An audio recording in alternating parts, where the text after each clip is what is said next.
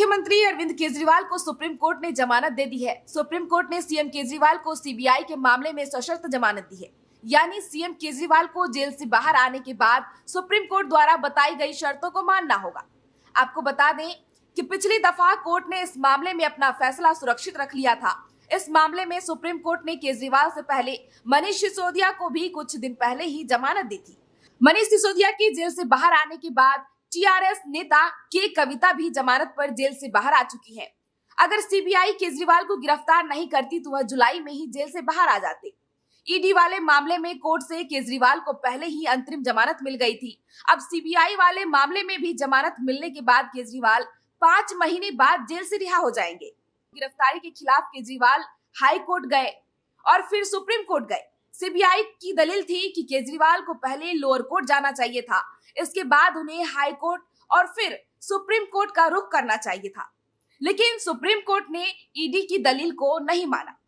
Supreme court ने CBI वाले मामले में केजरीवाल को जमानत तो जरूर दे दी है, लेकिन इसके साथ ही उन पर शर्तें भी लगाई गई है। कोर्ट ने कहा कि ईडी मामले में मिले अंतरिम जमानत पर लागू शर्तें इस मामले में भी लागू रहेंगी। पहली शर्त है कि फाइल साइन नहीं कर पाएंगे। कोर्ट ने केजरीवाल से कहा कि जमानत अवधि के दौरान वह शराब नीति मामले में टिप्पणियां नहीं करेंगे। उनसे जमानत में सहयोग भी करने को कहा गया है। सुप्रीम कोर्ट ने केजरीवाल से कहा कि वह बतौर सीएम दफ्तर नहीं जा सकते हैं। इसके साथ ही वह किसी भी फाइल पर साइन नहीं कर पाएंगे। दूसरी शर्त है कि हरियाणा में प्रचार कर पाएंगे।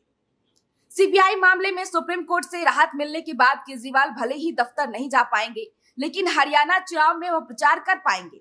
सुप्रीम कोर्ट ने उनकी निजी आजादी पर कोई रोक नहीं लगाई है। ऐसे में हरियाणा के चुनाव प्रचार के दौरान अरविंद केजरीवाल के पहुंचने से अब आम आदमी पार्टी को बड़ा फायदा हो सकता है। तीसरी शर्त है कि सरकार के स्तर पर कुछ भी बदलाव नहीं होगा। दिल्ली सरकार के कामकाज की बात करें तो केजरीवाल के बाहर से उसमें कुछ खास बदलाव देखने को नहीं मिलेगा।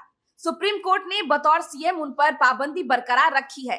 दिल्ली में मेयर के चुनाव की फाइल का मामला अटका हुआ है। चुनाव अभी भी अधर में है। केजरीवाल जेल से बाहर आने के बाद भी इस फाइल पर साइन नहीं कर पाएंगे। अब चौथी शर्त है कि मंत्रियों को नियुक्त नहीं करा पाएंगे। केजरीवाल सरकार में एक मंत्री के इस्तीफे के बाद उसकी जगह खाली है। सुप्रीम कोर्ट ने चूंकि केजरीवाल के फाइल साइन करने पर रोक लगाई हुई है, इसलिए अब वह अपने मंत्री को भी नियुक्त नहीं कर पाएंगे।